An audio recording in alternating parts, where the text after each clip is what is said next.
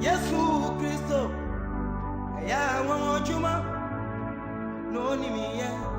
Eya won juma, Yesu kwa no ni mi ye. Eya won juma, enoti Yesu ya won juma mami o. Yesu ya won juma mami o.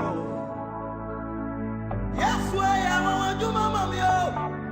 Yesu Christo, me pacha o ya won juma mami o. Nous donner le message tout à l'heure. Nous sommes dans cette église du Sacré-Cœur où Maman Martine est venue si souvent pour prier, pour écouter la parole de Dieu, pour se nourrir du pain de vie et certainement pour prier pour beaucoup d'entre vous. C'est un étrange sentiment que nous ressentons aujourd'hui, comme ces derniers jours.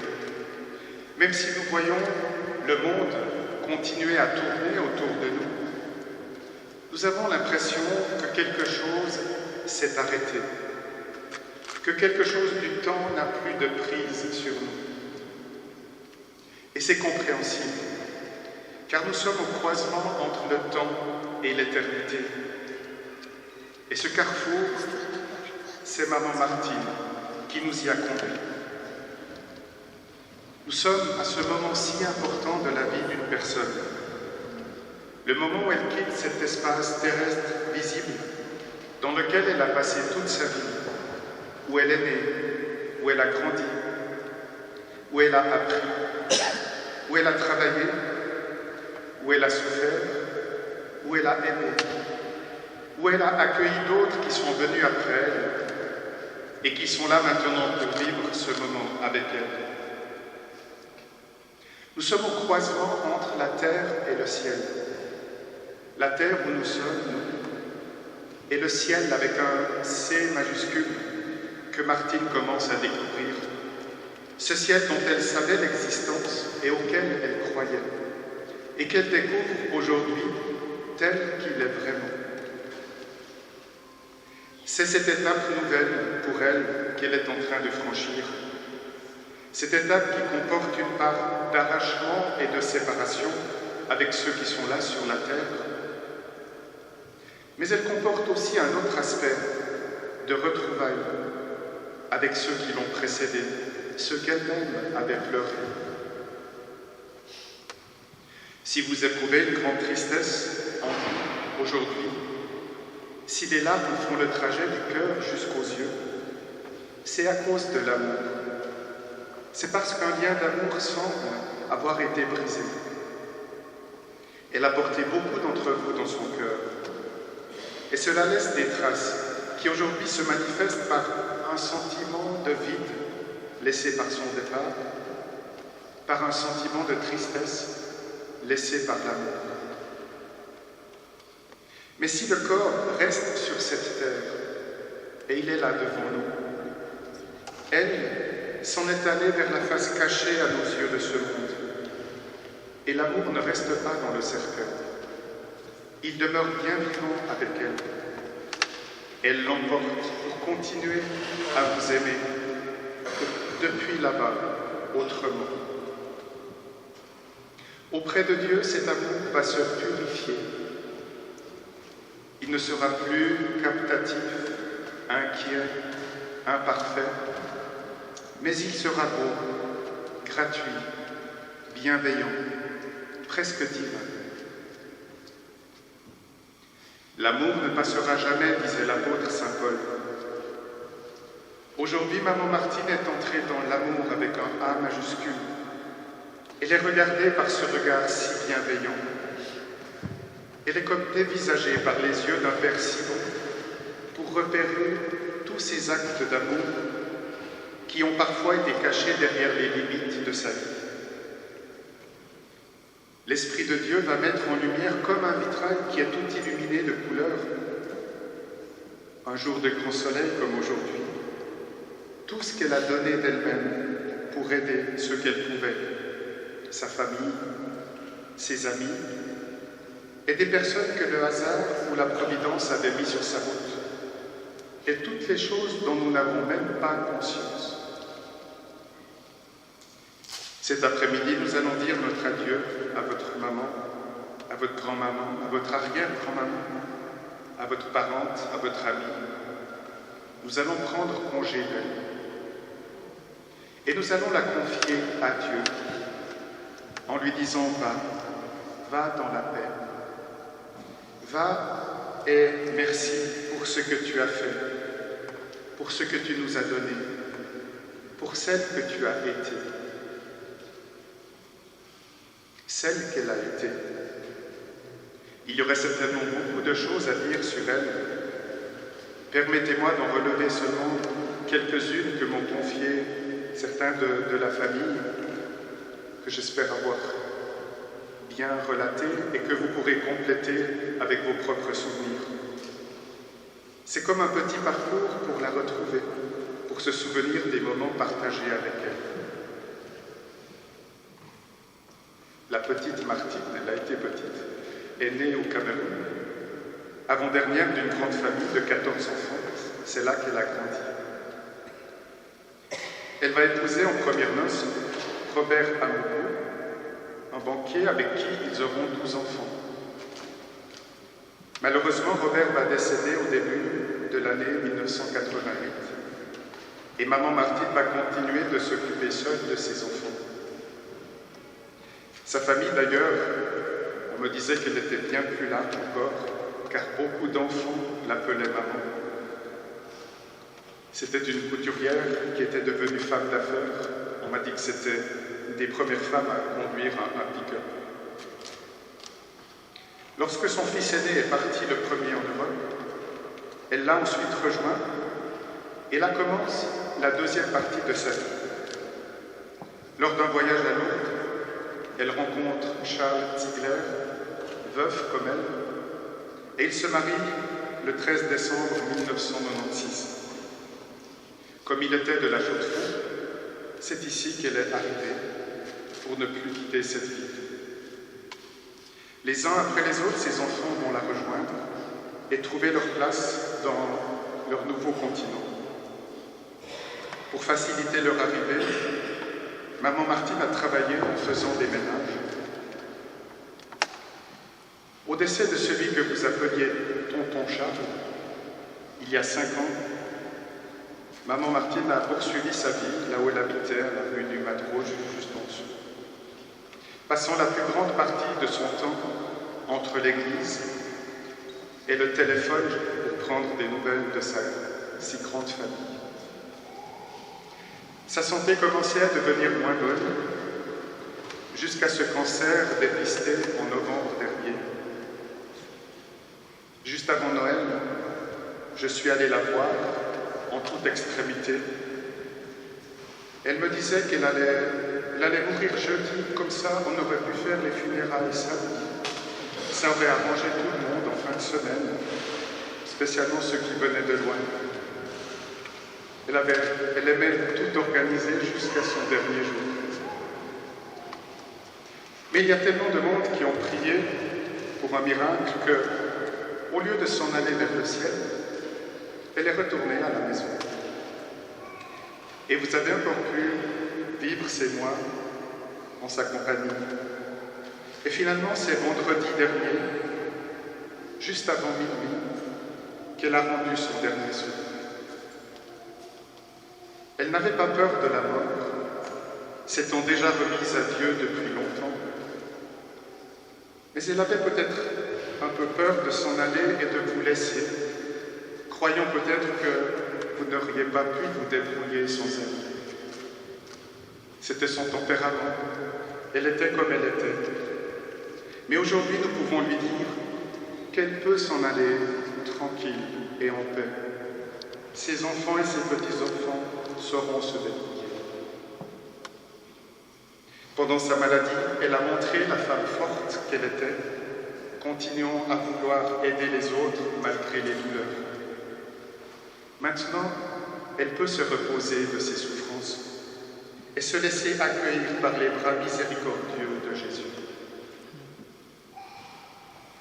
Il y a certainement plein de souvenirs qui remontent à votre esprit. Laissez-les venir, comme des marques de reconnaissance pour tout ce que vous avez pu vivre ensemble. Une célébration comme celle-ci nous permet de dire au revoir à la personne qui s'en va, en l'accompagnant de notre affection et de notre prière pour la confier à Dieu. Et nous allons le faire de tout notre cœur, en demandant que ses yeux puissent contempler désormais la lumière extraordinaire de Dieu. C'est cette lumière que nous allons rallumer près de son corps.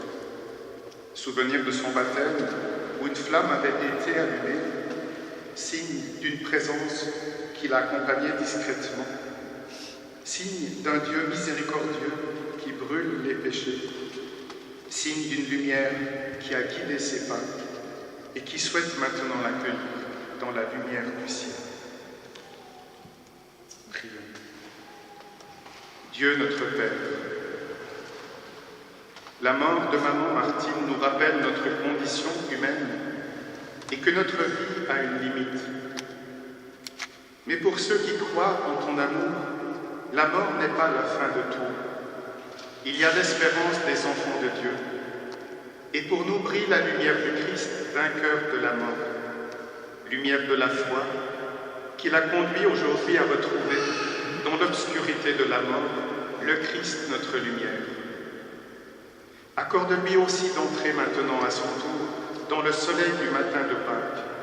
Nous te le demandons par lui, Jésus, notre Seigneur et notre Dieu, qui règne avec toi et le Saint-Esprit, maintenant et pour les siècles des siècles.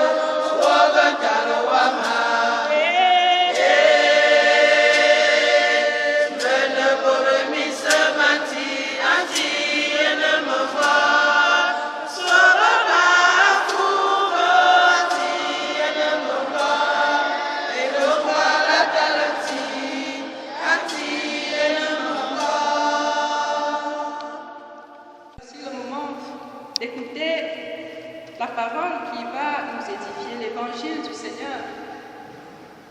Et l'évangile de ce matin nous est tiré de Saint Matthieu au chapitre 25. Nous lirons du verset 31 au verset 40. Évangile selon Saint Matthieu, chapitre 25, du verset 31 au verset 40. il est écrit: lorsque le Fils de l'homme viendra dans sa gloire, avec tous les anges, il s'assiera sur le trône de sa gloire. Toutes les nations seront assemblées devant lui. Il séparera les uns d'avec les autres, comme le berger sépare les brebis d'avec les boucs. Et il mettra les brebis à sa droite et les boucs à sa gauche. Alors le roi dira à ceux qui seront à sa droite: venez, vous qui êtes bénis de mon Père, prenez possession du royaume qui vous a été préparé dès la fondation du monde. Car j'ai eu faim et vous m'avez donné à manger.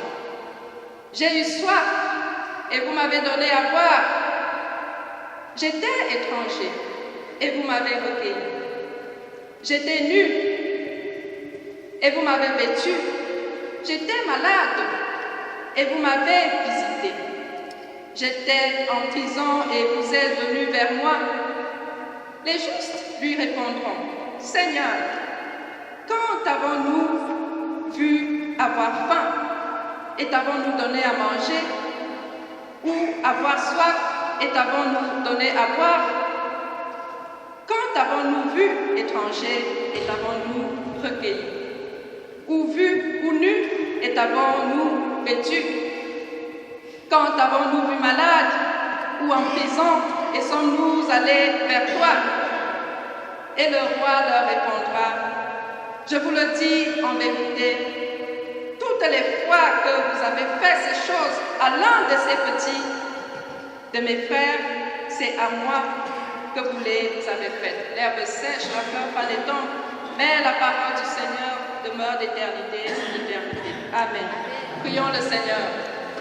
Éternel Dieu, trois fois saint, merci parce qu'en toute occasion tu parles à ton peuple.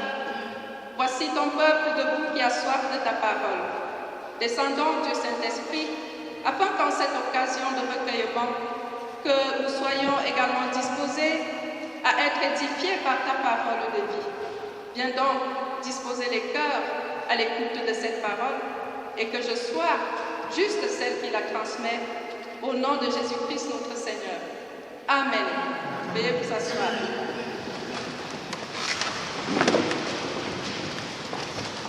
Chers bien-aimés dans le Seigneur, bonjour.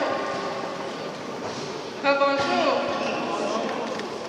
Alors, ce texte de l'Évangile que nous venons de lire nous parle du jugement des nations par le Fils de l'homme, c'est-à-dire par le Seigneur lorsqu'il reviendra. Ce texte, que beaucoup ont déjà certainement lu, nous parle de la façon dont le Seigneur viendra choisir ceux qui sont à lui. Et quelque chose m'a un peu attiré dans ce texte concernant la façon dont il fait sa sélection. Le texte met en parallèle deux catégories de personnes que le Seigneur retrouvera lorsqu'il viendra juger les hommes. Il illustre ces personnes par les brebis et les boucs. Pourquoi les brebis? Pourquoi les boucs? Je pense que ces métaphores sont choisies parce qu'elles représentent quelque chose dans la vision des hommes. Les brebis, dans notre façon de voir humaine, représentent les justes, ceux-là qui sont obéissants, ceux-là qui sont doux, parce qu'une brebis est douce de caractère, alors que les boucs sont jugés très sévèrement par les humains. Je crois que pour ceux qui ont des élevages, ou alors pour ceux qui mangent de la viande des cabris, vous savez qu'en général, lorsqu'il faut manger un bouc, on hésite, parce que l'odeur est très forte. Et même lorsque le bouc est vivant, lorsqu'il passe, il laisse une certaine odeur, il ne passe pas inaperçu. Et le bouc est réputé pour sa désobéissance. Le bouc n'est pas particulièrement docile, au contraire, le bouc brille toujours par sa désobéissance, par sa rébellion.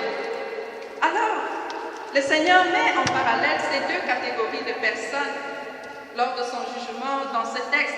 Il dit qu'il reviendra juger le monde et il mettra les brebis à sa droite, c'est-à-dire ceux qui auront fait sa volonté, ces 12 brebis qui auront suivi sa volonté, et il mettra les boucs à sa gauche.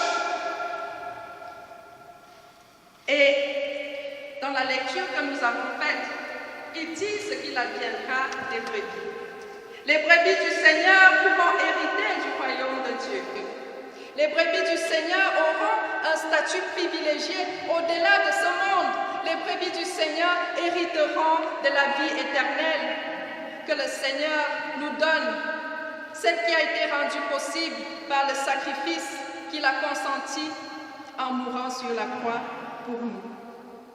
Alors il y a quelque chose de particulier dans ce texte lorsque nous relisons le verset 40. Avant de lire ce verset 40, les justes qui se retrouvent dans cette position privilégiée demandent au Seigneur, « Tu as dit que j'ai eu faim et vous m'avez donné à manger. J'ai eu soif et vous m'avez donné à boire.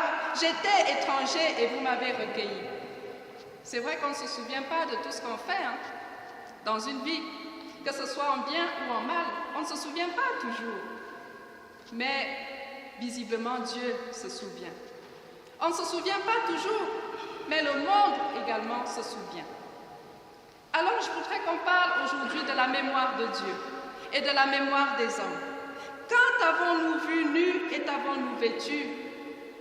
Ces brebis demandent au Seigneur et il leur répond au verset 40 en disant « Je vous dis en vérité, toutes les fois que vous m'avez fait ces choses, ou que vous avez fait ces choses à l'un des plus petits de mes frères, c'est à moi que vous les avez faites. Toutes les fois que vous avez nourri le prochain, c'est moi que vous avez nourri, dit le Seigneur Jésus-Christ. Toutes les fois que vous avez été juste avec un frère, avec une sœur, c'est au Seigneur que vous l'avez fait. Mais ça va aussi dans l'autre sens. Toutes les fois où on a été injuste, mauvais avec le prochain, on l'a été envers le Seigneur. Car le monde se souvient, Dieu se souvient. Lorsqu'on parle de la mémoire de Dieu, on a déjà vu à maintes reprises que nos actions pendant ce pèlerinage sur terre ont une grande importance et Dieu se souvient de tout. Souvenons-nous, bien-aimés, dans la Bible, dans l'Ancien Testament, souvenons-nous de ce roi Ézéchias qui a été très malade dans l'Ancien Testament. C'est dans 2 Rois au chapitre 20. Souvenons-nous de l'histoire de ce roi qui craignait l'Éternel et qui servait Dieu avec fidélité. Un jour, il est tombé malade, c'était une maladie à la mort. Alors, l'Éternel a envoyé son prophète, lui dit, prépare tes petites affaires parce que tu vas mourir de cette maladie.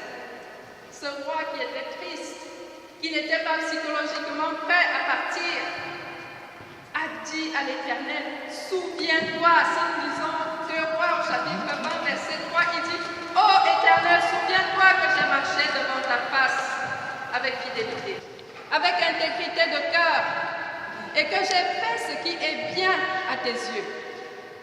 Ézéchias répandit d'abondantes larmes. Il a interpellé l'Éternel.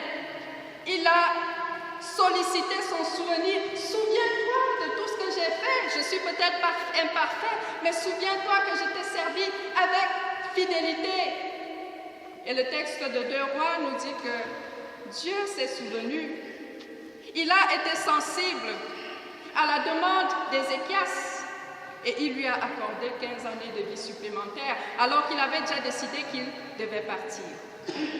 Dieu se souvient. Il se souvient de ce qu'on fait sur terre et il se souviendra, le Seigneur se souviendra lorsqu'il reviendra juger les hommes. Ça veut dire que les actes que nous posons autour de nous ont une certaine importance, quoi qu'on dise. Ça veut dire que notre façon de vivre avec le prochain, car le Seigneur a dit tout ce que vous avez fait au prochain, c'est à moi que vous l'avez fait. Et les brebis qui ont été justes ont bénéficié du salut parce qu'ils ont été amour avec le prochain, juste avec le prochain. Les hommes se souviennent de ce que nous faisons, mais Dieu aussi. Parlons de Maman Martine, à qui nous disons au revoir aujourd'hui, en priant l'Éternel afin qu'il lui accorde une paix véritable. Vous voyez comment vous êtes nombreux? Si nous sommes là, bien-aimés dans le Seigneur, c'est parce que notre mémoire nous interpelle et chacun, au plus profond de lui, a eu envie de venir lui rendre hommage aujourd'hui parce qu'on se souvient de qui elle a été. On se souvient de son amour, de sa joie de vivre. Pendant sa maladie, moi j'ai gardé beaucoup de souvenirs. On priait ensemble. Et parfois, lorsqu'on finissait de prier, elle était très androïde, la grand-mère, Maman Martine. Parce que quand on finissait une prière, quelques heures après, elle m'envoyait des petits messages avec des bisous, des émoticônes, des gros cœurs, pour me dire « Ah, ça me va droit au cœur, que je me sens bien, que je me sens confiante, quoi que décide l'Éternel aujourd'hui pour moi. » Parce que c'était une personne qui savait communiquer la joie de vivre, l'amour, et qui savait dire « Je t'aime, je suis heureuse d'être avec toi. » Elle était la mère de la multitude. L'abbé a parlé tout à l'heure de cela. Elle a fait beaucoup d'enfants, elle a été bénie. Mais au-delà de ses enfants, elle a adopté tellement d'enfants. Parce qu'elle ne savait pas regarder que tel est l'enfant de tel autre. Sans distinction, elle accueillait tout le monde. Et le monde se souvient. Moi, je ne l'oublierai jamais. Et je suis sûre que beaucoup également. Parce que tel on vit, tel également, on fait des souvenirs lorsqu'on part. Et le Seigneur nous dit dans le texte que nous avons lu que lorsqu'il reviendra, il se souviendra également. Et je pense, j'ai l'assurance dans ma foi que lorsque le Seigneur Jésus reviendra voir Maman Martine, lorsqu'il reviendra voir ceux qui ont été à lui pour leur accorder ce salut, il dira « Ma fille, j'ai été nue, tu m'as habillée. J'ai eu faim, tu m'as donné à manger. J'ai eu soif, tu m'as donné à boire. Alors viens ici à ma droite, parce que l'Éternel se souvient. » Amen. Et l'interpellation qui est la nôtre aujourd'hui, c'est de savoir, à nous qui saisissons cette opportunité, lorsque nous nous recueillons pour dire au revoir à Maman Martine, lorsque nous voulons être édifiés, la question nous est posée aujourd'hui, quels sont les souvenirs que tu te fabriques aujourd'hui? Parce qu'elle nous a précédés, notre Maman Martine. Nous sommes tous pèlerins dans ce monde et nous aurons un jour à partir. De quoi se souviendra-t-on? Se souviendra-t-on d'une personne désagréable, lunatique, qui, au lieu de procurer la paix, ne sait faire que des problèmes? Se souviendra-t-on d'une personne désagréable qui, dès qu'elle ouvre la bouche, attriste ceux qui sont autour? Se souviendra-t-on, au contraire, d'une personne aimable qui saura aimer le prochain comme le Seigneur nous le demande et qui saura aimer Dieu de tout son cœur, comme le faisait Maman Martine? Elle a eu la foi jusqu'au bout. Elle a cru en Dieu jusqu'au bout. Et elle a été ferme jusqu'au bout. À nous qui restons, on devrait se poser la question, car elle a accompli sa tâche. Elle a combattu le bon combat. Elle a terminé la course. Mais nous sommes encore dans la course. Et au jour d'aujourd'hui, on peut encore changer la donne. En faisant la volonté de Dieu, en étant dans l'obéissance, dans l'amour véritable, car, comme l'a dit le Seigneur Jésus-Christ, dans Matthieu 22, les versets 26 à 40, le plus grand des commandements, c'est lequel? Aime ton prochain. Aime l'Éternel ton Dieu de tout ton cœur, de toute ta pensée, et aime ton prochain. Ce seul commandement, en deux parties, regroupe l'ensemble. Parce que quand on aime son prochain, on n'ira pas le calomnier. Quand on aime l'Éternel, on ne lui fera pas des infidélités. Et on pourra comme notre mère créait des souvenirs qui feront qu'on soit chéri lorsqu'on partira, mais des souvenirs également qui feront que le moment venu, lorsque le Seigneur reviendra, sans hésitation, il nous accordera la part qu'il faut qu'il réserve à ceux qui ont cru. Alors, bien-aimés dans le Seigneur, à nous qui sommes encore là, à nous qui chérissons le souvenir de cette mère qui a été aimante pour nous tous, que chacun se crée les souvenirs agréables qui feront que les uns et les autres se souviennent, mais aussi et surtout que Dieu se souvienne le moment venu pour remporter le prix de la vocation céleste, le salut de la vie éternelle. Amen. Que l'Éternel, dans son amour, bénisse cette parole en nous, afin que cette parole fertile produise des fruits, nous transforme par son Saint-Esprit et fasse de nous des vrais enfants de Dieu, des vraies brebis du Seigneur, au nom de Jésus-Christ. Amen.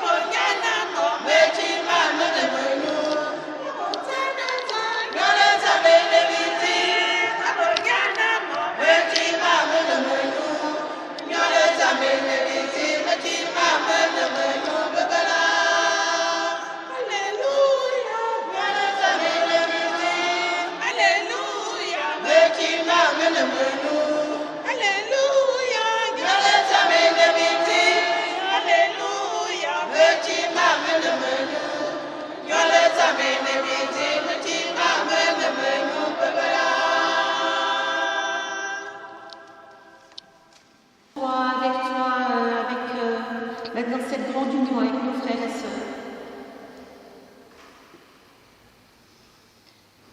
Et puis, ça a été aussi au mois d'avril, tu as tenu à renouveler ton engagement solennel au sein de la communauté des serviteurs, malgré ta faiblesse, malgré tes grandes souffrances.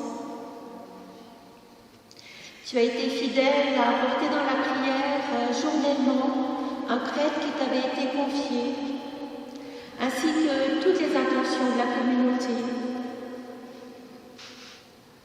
Et jusqu'à la fin, à la maison, à l'hôpital, par le téléphone, où tu participais, tu avais mis vraiment un point d'honneur de prier le chapelet de la miséricorde que Jésus a donné à Sainte Faustine. Et tu finissais toujours par Sainte Faustine, Saint Jean-Paul II, priez pour nous. Quelle confiance tu as toujours eu en Jésus et Marie. Tu disais que tu n'avais pas peur de mourir. Et maintenant, tu es né à la vie éternelle auprès de notre Seigneur que tu aimais tant, qu'il t'a accueilli les bras ouverts avec notre maman du ciel et qu'il t'accorde vraiment tout ce que tu lui as demandé. Et maintenant, tu intercèdes pour nous. Le premier samedi du mois, avec toute la communauté des serviteurs de la miséricorde, nous récitons un chapelet de 24 heures en réparation. Mais aussi, particulièrement, nous allons prier pour vous tous, sa famille et ses amis. Et la semaine prochaine, Marie-Ève, un membre de notre communauté, sera à la grotte de Lourdes pour allumer un siège pour toi, pour toutes tes intentions, au pied de la Vierge Marie. Alors, la boucle sera bouclée. Maman Martyre, nous t'aimons et nous demeurons en communion avec toi, maintenant et pour l'éternité. Amen. Au nom de toutes les personnes, tous les enfants que Maman Martine a mis au monde dans son cœur.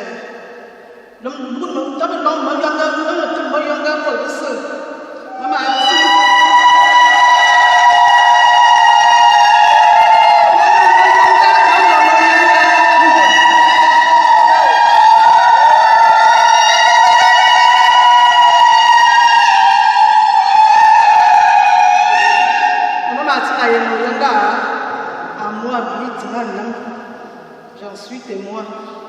Beaucoup d'amour. Et le Seigneur nous demande de nous aimer les uns les autres dans la miséricorde. Vraiment, elle mérite de te. Ma langue,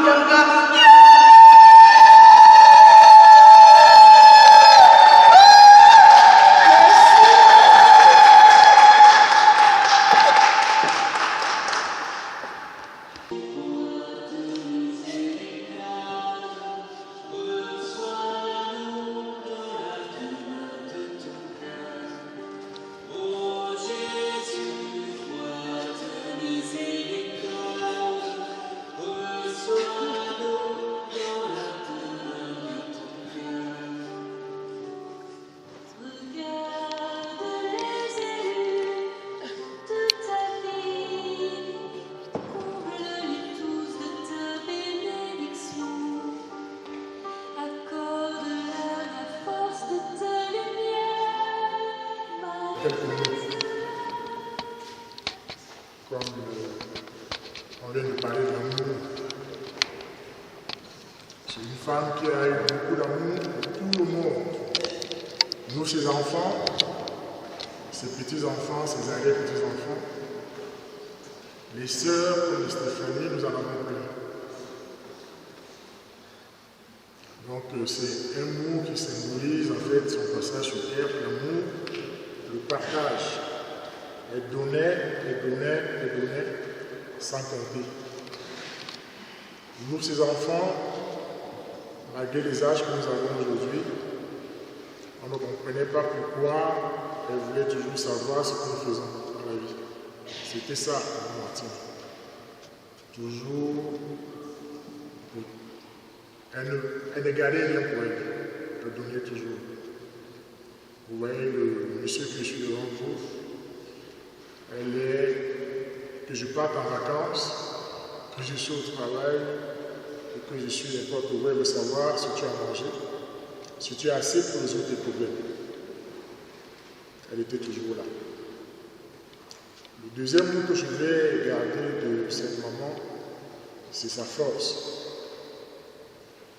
Elle avait un caractère incroyable, jusqu'à son dernier souffle. Le père a si bien symbolisé, c'est que elle est née dans cette grande famille. Elle nous a élevés quasiment toute seule. Nous sommes tous amoureux aujourd'hui, c'est grâce à elle.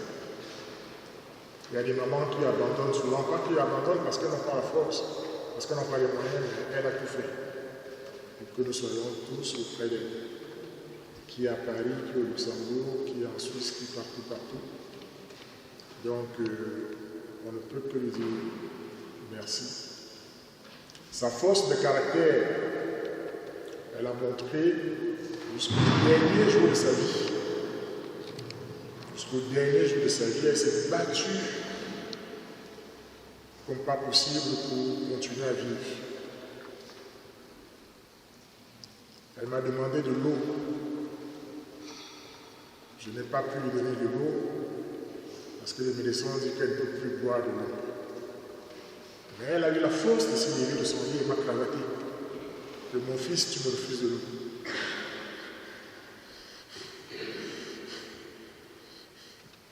Je lui ai dit que je ne pouvais pas lui donner de l'eau. Parce que si je te donne de l'eau, tu vas vomir et ça va être compliqué. Et c'était ses dernières paroles, elle m'a dit qu'elle ne va pas vomir.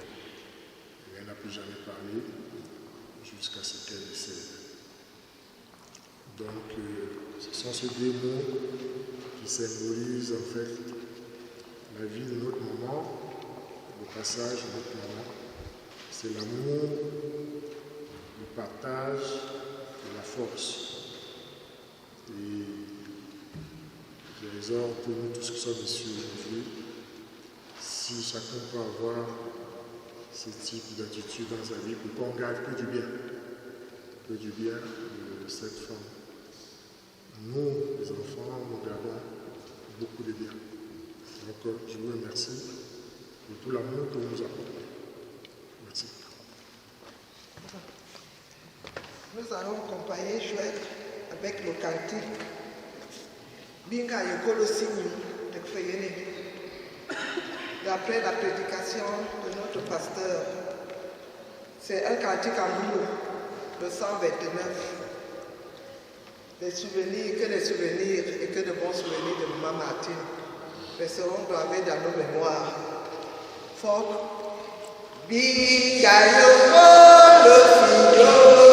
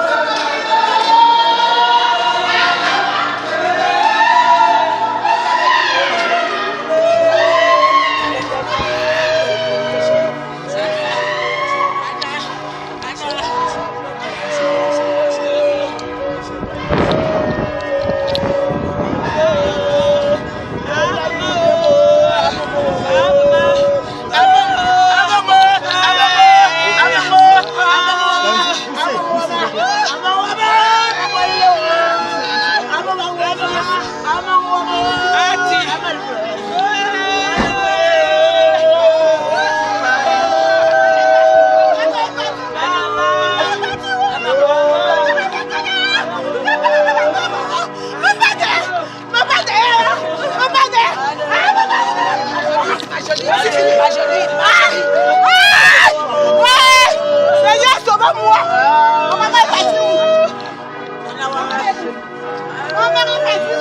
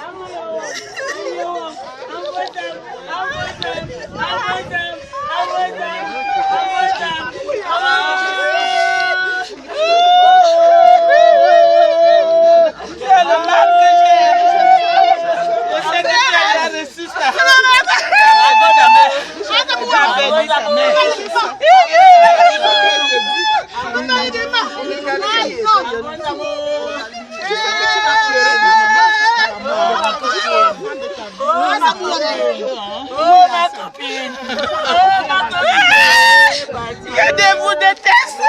Je vous déteste. Vous allez venir voler ma mère. Vous l'amenez où? Vous l'amenez où? Tu es chrétienne, Marie-Claire. Tu es chrétienne. Tu le sais.